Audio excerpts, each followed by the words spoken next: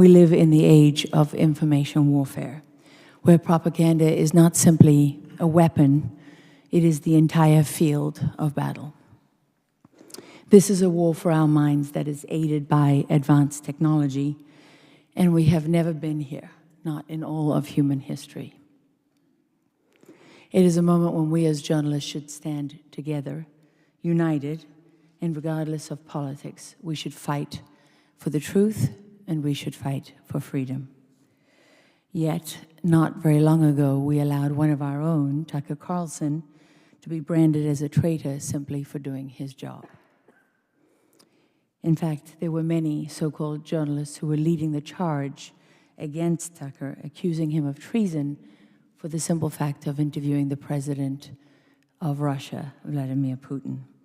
And to my knowledge, there was not a single legacy media institution that spoke up. This was more than a politically motivated attack on one man. It was a betrayal of the most sacred principles of a free press. And my media colleagues know this to be true, no matter what they say.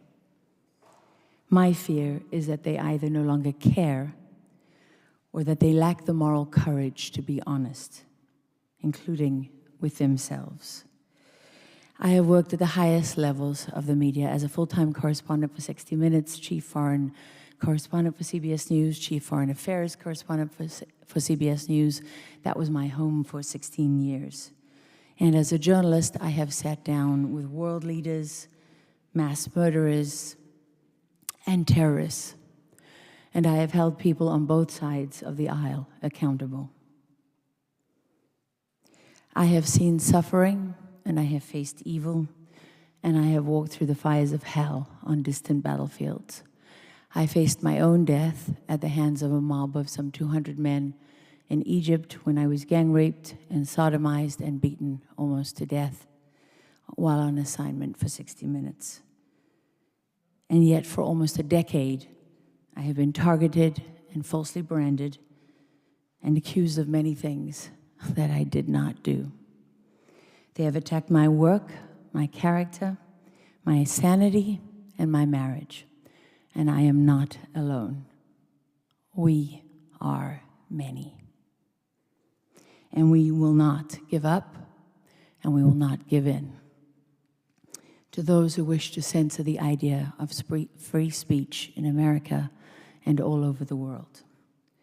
Media companies, institutions, and journalism schools have failed all of us.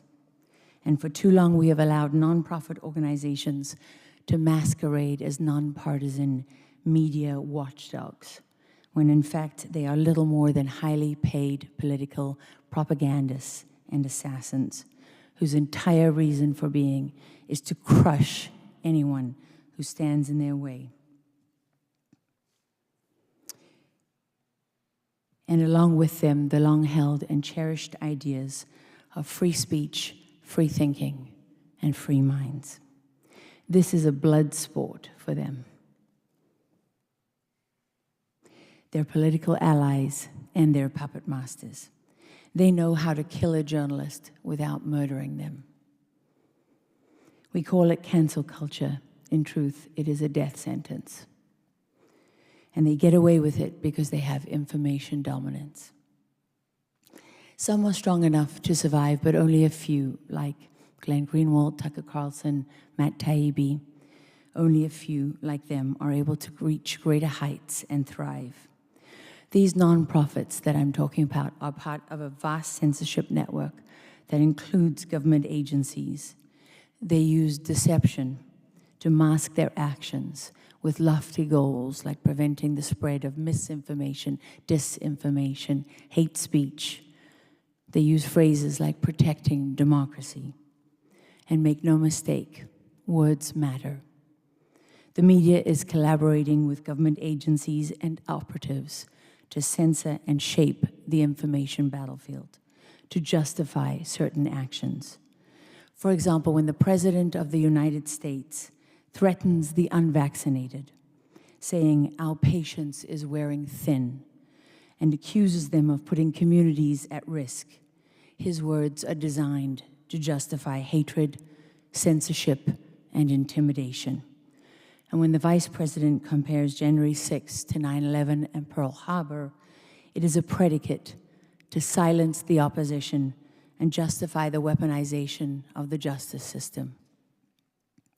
We are already witnessing another shaping operation to influence the outcome of the 2024 election, this time with the false claim that if one side wins, it will be the end of democracy.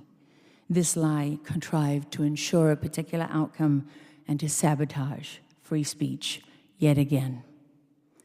Overseas, taxpayer funds from hardworking Americans are being doled out by contractors under the Office of Transition Initiatives at USAID, or the State Department Bureau of Democracy, Human Rights, and Labor.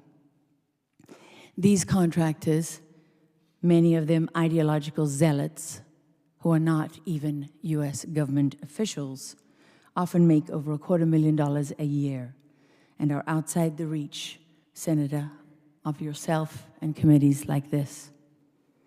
They hand out taxpayer dollars to programs that are shaped by highly partisan NGOs who hide behind terms like interreligious dialogue, when in fact they are funding Muslim schools that train Islamic terrorists, like they did in Malaysia. Another example is Humanists International. Through them, the State Department is funding atheism grants that actively cultivate an atheist advocacy network in Nepal. This is not just to attack religion and manipulate foreign politics. It is an attack on free speech, faith, and God. While propaganda and censorship are not new, technology means unprecedented power and reach in the hands of a few.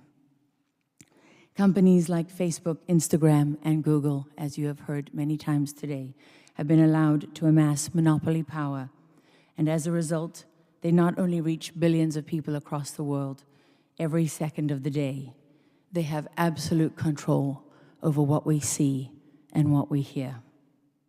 Imagine those tools in the hands of Lenin, Stalin, Mao, Hitler. When the Founding Fathers put freedom of speech first, it was not by chance, it was by design. The rights that followed were in part created to protect the First Amendment. Without it, they knew that freedom itself would perish. I am reminded today of the words spoken by the British Foreign Secretary, Sir Edward Grey, in 1914, at the beginning of the First World War. He said, "The lamps are going out all over Europe. We shall not see them lit again in our lifetime. We are once again watching the lights of freedom. They're going out here and all over the world. And it is up to us to determine if they will be lit again, ever." Thank you, Senator Johnson.